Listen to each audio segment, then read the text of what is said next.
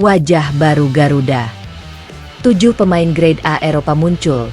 Lini depan hingga belakang, timnas makin berbahaya.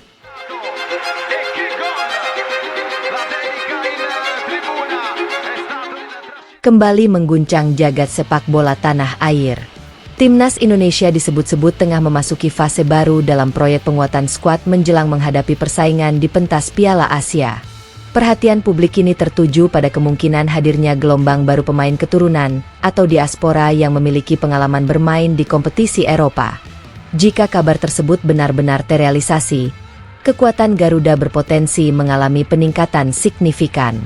Bukan hanya dari sisi jumlah pemain berkualitas, tetapi juga dari kedalaman skuad di berbagai posisi. Kehadiran pemain dengan pengalaman di liga-liga Eropa dapat memberikan pilihan lebih banyak bagi tim pelatih dalam menentukan strategi dan komposisi terbaik. Namun, perlu digarisbawahi bahwa pembahasan mengenai sejumlah pemain keturunan ini masih berada dalam ranah rumor dan spekulasi.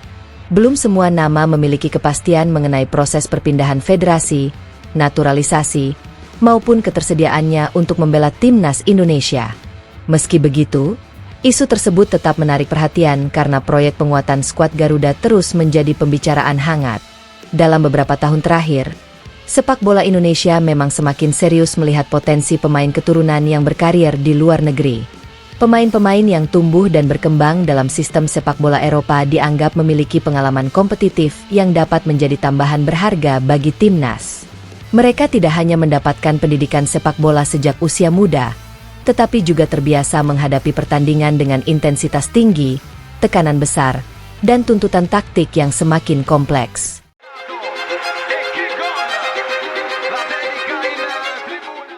Jika sejumlah talenta grade A tersebut benar-benar dapat bergabung, maka persaingan internal di skuad Garuda juga dipastikan semakin ketat.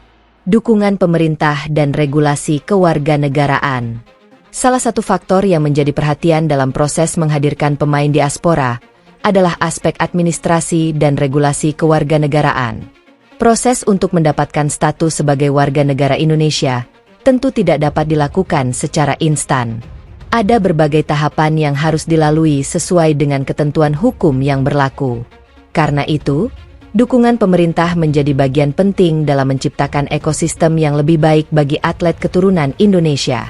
Pemerintah di bawah kepemimpinan Presiden Prabowo Subianto disebut memiliki perhatian terhadap pengembangan olahraga nasional, termasuk upaya memberikan ruang bagi atlet diaspora yang memiliki hubungan darah dengan Indonesia.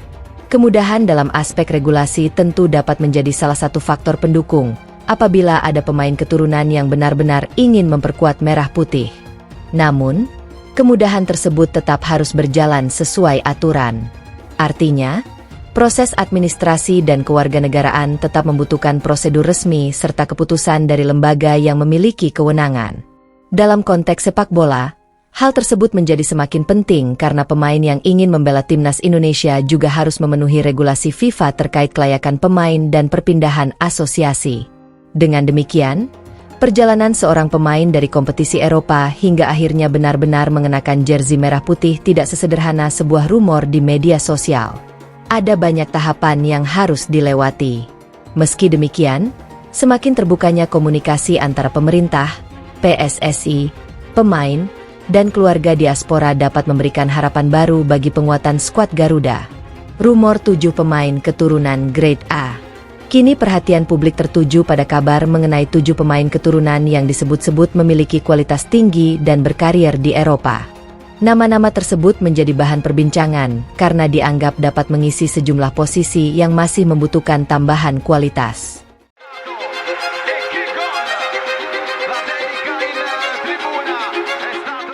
Namun, tanpa adanya pengumuman resmi, publik sebaiknya melihat kabar tersebut sebagai rumor yang masih membutuhkan konfirmasi. Yang menarik adalah bagaimana potensi 7 pemain tersebut dapat mengubah kedalaman skuad apabila seluruh proses benar-benar berjalan sesuai harapan. Bayangkan jika lini belakang mendapatkan tambahan bek berkualitas dari kompetisi Eropa. Kemudian lini tengah diperkuat gelandang yang terbiasa menghadapi tekanan tinggi. Ditambah lagi dengan kehadiran penyerang yang memiliki kemampuan mencetak gol serta winger yang memiliki kecepatan dan kreativitas. Komposisi seperti itu tentu akan membuat timnas Indonesia memiliki lebih banyak opsi. Lini depan menjadi sorotan. Sektor penyerangan menjadi salah satu area yang selalu mendapatkan perhatian ketika membicarakan penguatan timnas Indonesia.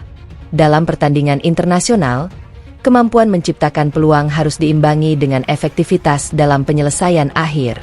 Karena itu, kehadiran penyerang keturunan yang memiliki pengalaman di kompetisi Eropa dapat menjadi tambahan menarik.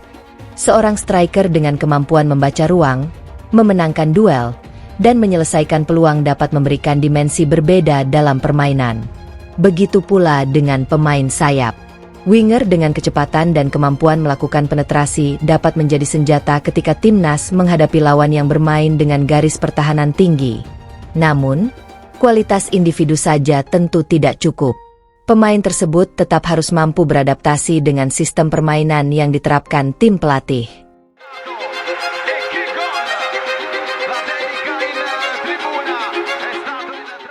Lini tengah bisa semakin berkelas.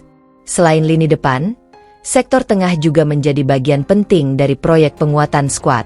Gelandang merupakan pemain yang bertugas menghubungkan pertahanan dan serangan. Mereka harus mampu menjaga tempo, membaca permainan, memenangkan duel, serta mendistribusikan bola secara efektif. Pemain yang terbiasa bermain di kompetisi Eropa tentu memiliki pengalaman menghadapi berbagai karakter lawan. Jika pemain seperti itu benar-benar bergabung dengan timnas Indonesia, persaingan di lini tengah akan semakin menarik. Para pemain lokal dan diaspora akan saling bersaing mendapatkan tempat utama. Dalam kondisi ideal, kompetisi internal tersebut justru dapat meningkatkan kualitas keseluruhan tim.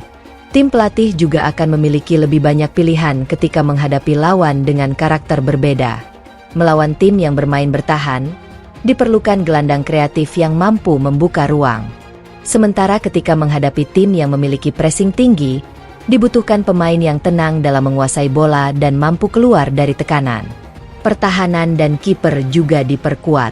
Sektor pertahanan tidak kalah penting. Dalam pertandingan level Asia, organisasi pertahanan menjadi salah satu faktor penentu. Kesalahan kecil dapat berujung pada gol. Karena itu, tambahan bek dengan pengalaman bermain di kompetisi Eropa dapat memberikan alternatif bagi tim pelatih. Bek dengan postur kuat, kemampuan duel udara, kecepatan membaca permainan, dan distribusi bola yang baik akan menjadi aset penting. Begitu pula posisi penjaga gawang. Persaingan di sektor ini harus tetap dijaga agar setiap pemain terus meningkatkan kemampuan. Kehadiran kiper berkualitas dapat memberikan rasa aman sekaligus menciptakan kompetisi sehat di dalam skuad. Jika kedalaman pertahanan semakin kuat, timnas Indonesia akan memiliki lebih banyak pilihan dalam menghadapi pertandingan dengan tingkat kesulitan berbeda. Dampak besar untuk Piala Asia. Jika seluruh proses administrasi dan persyaratan regulasi dapat terpenuhi, masuknya pemain-pemain diaspora berkualitas tentu akan memberikan dampak terhadap komposisi skuad.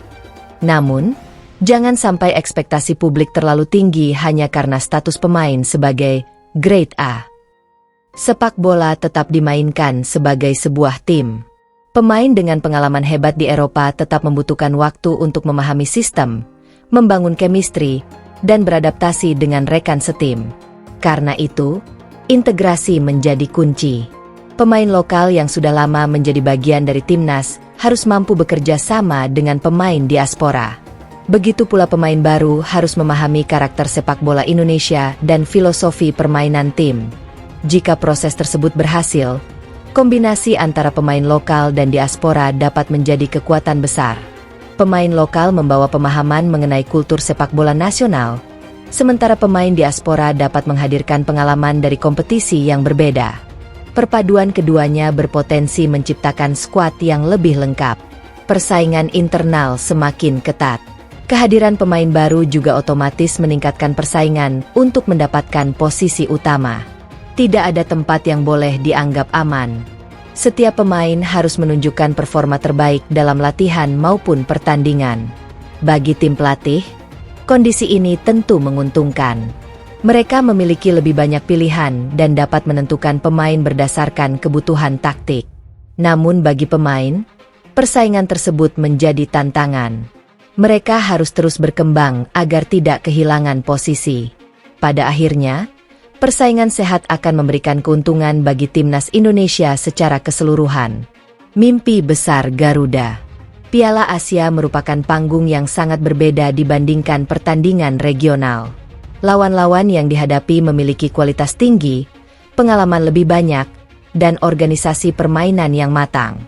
Karena itu, Indonesia membutuhkan skuad yang bukan hanya memiliki kualitas individu, tetapi juga mental bertanding yang kuat. Rumor mengenai gelombang baru pemain keturunan Grade A tentu membuat harapan publik semakin besar. Namun, semua pihak harus tetap menunggu proses resmi. Jangan sampai rumor berubah menjadi ekspektasi berlebihan sebelum ada kepastian mengenai siapa saja pemain yang benar-benar tersedia untuk timnas. Yang pasti, jika beberapa talenta berkualitas dari Eropa benar-benar bergabung, maka persaingan internal Garuda akan semakin menarik. Pemain lokal akan mendapatkan tantangan baru. Pemain diaspora yang sudah ada akan memiliki rekan baru. Sementara tim pelatih akan mendapatkan lebih banyak opsi dalam menyusun strategi. Dan pada akhirnya, semua itu bermuara pada satu tujuan: membuat timnas Indonesia semakin kompetitif di level Asia. Garuda tidak boleh hanya puas menjadi peserta. Dengan pembangunan skuad yang terencana, pembinaan pemain muda, dukungan pemerintah, serta kombinasi talenta lokal dan diaspora, Indonesia memiliki peluang untuk terus meningkatkan level permainannya. Kini pertanyaan besarnya adalah, apakah rumor mengenai 7 pemain keturunan Grade A tersebut benar-benar akan menjadi kenyataan? Apakah akan ada nama-nama baru dari Liga Eropa yang akhirnya memilih merah putih? Dan jika seluruh proses berhasil, seberapa kuat timnas Indonesia ketika tampil di Piala Asia? Jawabannya tentu masih harus ditunggu. Satu hal yang jelas, isu mengenai gelombang baru pemain keturunan ini menunjukkan bahwa antusiasme terhadap masa depan sepak bola Indonesia semakin besar.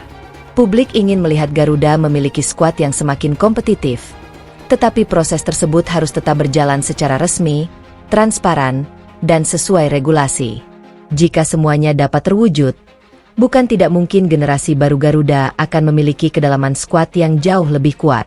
Perpaduan talenta lokal, pemain diaspora, pengalaman Eropa, dan dukungan penuh masyarakat Indonesia bisa menjadi fondasi penting untuk membawa Merah Putih melangkah lebih jauh di panggung sepak bola Asia. Kini tinggal menunggu waktu. Siapa saja yang benar-benar akan datang? Siapa yang akan memilih Merah Putih? Dan apakah gelombang baru pemain Grade A dari Eropa benar-benar mampu mengubah wajah timnas Indonesia? Menarik untuk kita nantikan bersama.